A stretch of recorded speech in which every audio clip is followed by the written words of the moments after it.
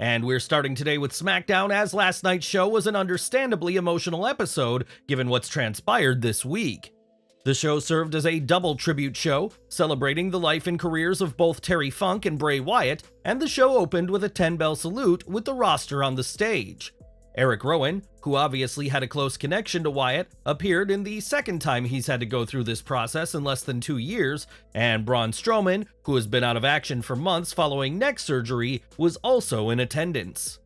Alexa Bliss unfortunately couldn't make it, and she would explain that travel issues prevented her from getting to the arena, which would have been difficult anyway given her ongoing pregnancy. WWE would play an emotional tribute video for Wyatt that would include footage from his WWE career, as well as images from outside the company showing Wyatt as a human being. Throughout the night, video packages celebrating Wyatt's career aired, with WWE also using QR codes to lead fans to YouTube videos about Wyatt in a nod to the White Rabbit segments of last year. Videos celebrating Wyatt's career included the first look at Wyndham Rotunda's most iconic character, Wyatt's WWE title win in 2017, The Fiend's debut, and his return last October. It wasn't just on TV that tributes poured in, as the Allstate Arena had a sign outside the venue remembering Wyatt, and fans would sing "He's Got the Whole World in His Hands" during a concert from Fozzy. A video featuring the Firefly Funhouse characters was also shown, and in the ring, L.A. Knight spoke about how Wyatt got him ready for anything and thanked Bray for all he did for him.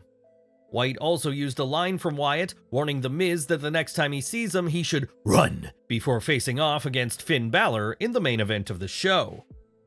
It was fitting that Wyatt's final WWE opponent would face The Fiend's first opponent, and it'd be Knight who'd get the win in the final match of the night.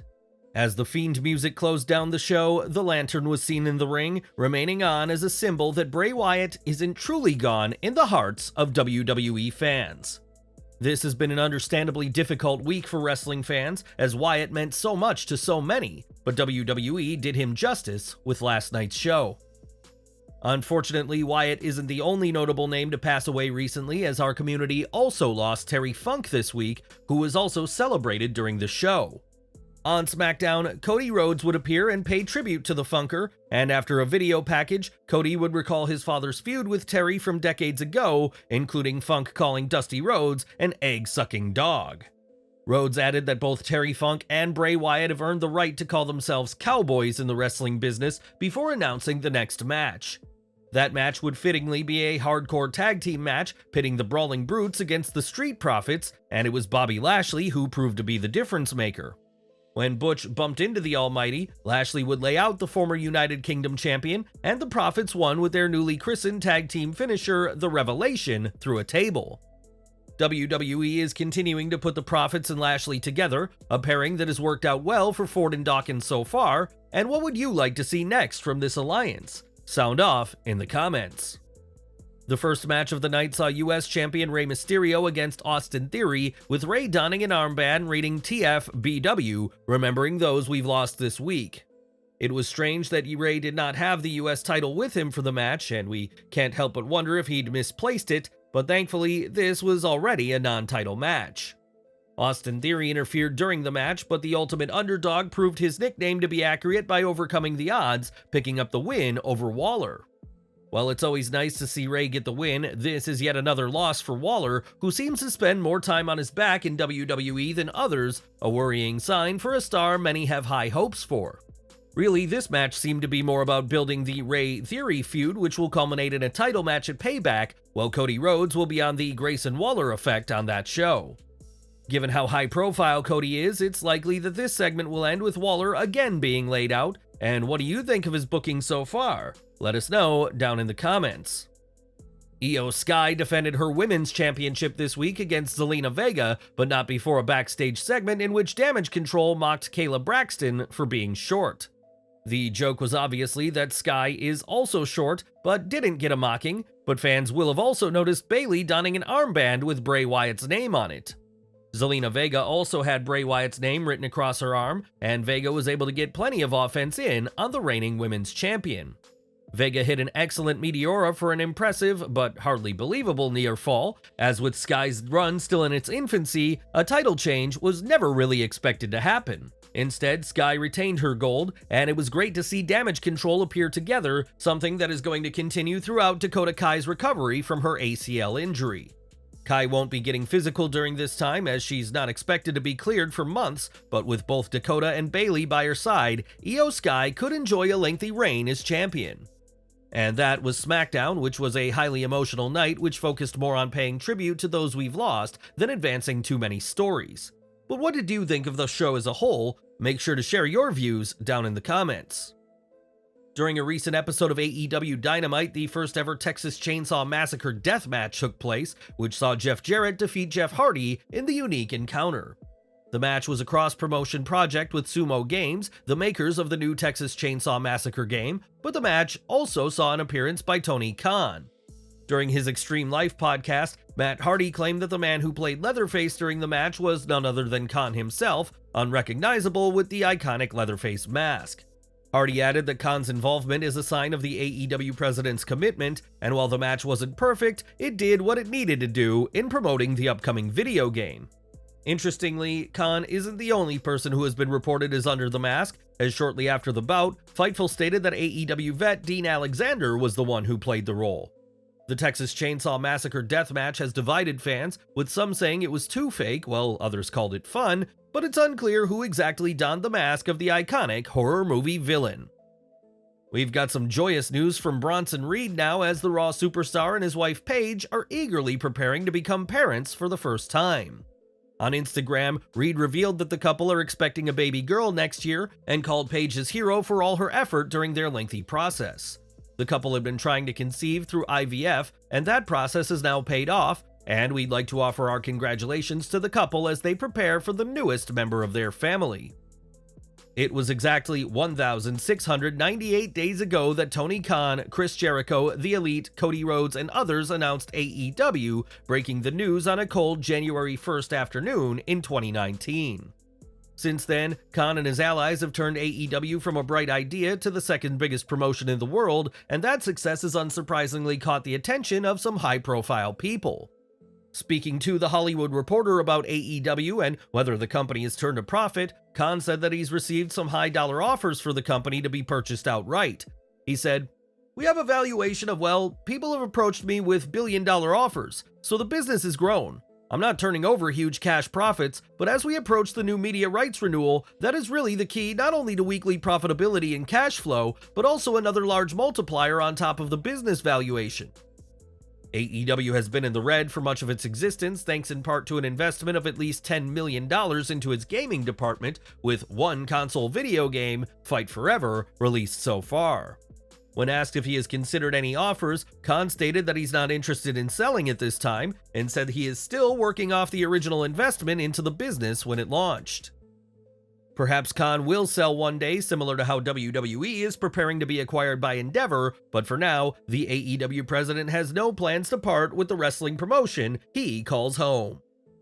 Tony Khan has no plans to sell AEW anytime soon, but for all his efforts, the AEW president is just one man and can't be everywhere at once.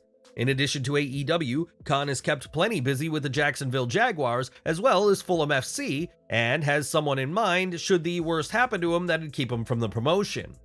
In that same interview with The Hollywood Reporter, Khan said that if anything were to happen to him, such as getting hit by a bus, then Bryan Danielson will be appointed as the man in charge. Khan has made this request to his father Shahid Khan, and it serves as a testament to the immense faith Tony Khan has in the American Dragon. In addition to being an exceptionally talented wrestler, Danielson does have some backstage experience, as he became quite the member of WWE Creative before his 2021 exit. Danielson has also had some responsibilities backstage at AEW, and while nobody wants to see Khan befall some terrible accident, it's notable he has a plan in mind should the worst happen. Tomorrow night, AEW will host its biggest ever event, All In, which of course will feature the biggest stars, with CM Punk, MJF, The Elite, Chris Jericho, Sting, and many more scheduled to appear. Of course, not everybody can make it to the show, such as the nature of the business, but two names have been kept from Wembley for some unique reasons. Sean Ross Sapp of Fightful Select reports that at one point, a 6-man tag team match had been discussed, pitting Jeff Jarrett, Jay Lethal, and Satnam Singh against the Hardys and Captain Insano. Unfortunately, the match was nixed as Jeff Hardy wasn't able to secure entry into the UK due to his prior legal issues which have hurt Jeff's booking in the past. It was also noted that Satnam Singh was also facing potential hurdles that could have prevented him from going to London, but it's not known as to what issues would have blocked the young star. Paul White had new Captain Insano gear made for the show, and if AEW does want this 6-man tag team match to happen, it seems they'll have to wait for a show on American soil. More from Smackdown now, as this week's show was of course more focused on celebrating the life of Wyatt and Funk, and some plans ended up being changed. Prior to the show going on the air, it was said that the episode would be focused on Wyatt especially, and that seemingly resulted in a major segment being cut. It was on last week's SmackDown that Paul Heyman received a phone call, with a source claiming that Jimmy Uso would be on this week's show to speak his mind about the bloodline. That ultimately didn't happen, and shortly before SmackDown went on the air, the official card listing on WWE.com removed Uso's segment from the billing, confirming he had been nixed. It's unclear why exactly the segment was nixed, though many believe that WWE felt the segment would be better served on a show where the focus wasn't on Bray Wyatt and Terry Funk. As we've said, this week's SmackDown saw little storyline development, and for fans wanting to hear from Jimmy, they'll have to wait for a far less heavy episode of the Blue Brand. At NXT Great American Bash, Gable Steveson had long last made his in-ring debut, facing Baron Corbin in a double count-out draw that many fans hardly had a favorable review of. Despite being signed with WWE for over 2 years now, Steveson has continued to tease competing in the Olympics next year, and now the gold medalist has confirmed his return to amateur competition. United World Wrestling has announced that Steveson will be one of the participants in the 2023 World Championship in Freestyle Wrestling, which will begin on September 16th and end on the 24th. The rundown for Steveson highlights his impressive credentials, including his victory over now reigning world champion Taha Akgul of Turkey ahead of his Olympic medal victory in 2024. The listing also makes clear that Steveson does have aspirations of competing in the Olympics again, and if he scores a victory and becomes world champion, it'll certainly be a step in the right direction ahead of next year's games in Paris. In a matter of weeks, Edge's WWE contract is set to expire, and a lot has been said about the prospect of the Rated R superstar joining AEW. Edge recently refuted claims that he made a list of demands at WWE, ones the company allegedly did not agree to, and could the Hall of Famer become All Elite yet? During his Extreme Life podcast, Matt Hardy, a man who knows all about Edge, said he wouldn't rule out the idea, especially with AEW likely able to offer a lighter schedule. Matt added that for he and Jeff's final match, he'd love the opportunity to face Edge and Christian one more time, and is this something you'd like to see? Or should Edge end his career in WWE? More from wrestling's veterans now, as John Cena will be in action at the Superstar Spectacle on September 8th, but fans won't have to wait until then to see John on our screens. It's been confirmed that Cena will be on next week's SmackDown, where we'll hopefully get an answer as to who he'll face in India, and who do you want to see step in the ring with Big Match John. And we're ending today with more from Friday Night SmackDown, as the action didn't stop after this week's show went off the air. In the first of 2 dark matches, Solo Sikoa faced Matt Riddle, while Cody Rhodes would close out the night by taking on Austin Theory. After his match, Rhodes made sure to stick around and meet members of the WWE Universe, bringing an end to one of the most emotional nights of WWE programming fans have experienced in years.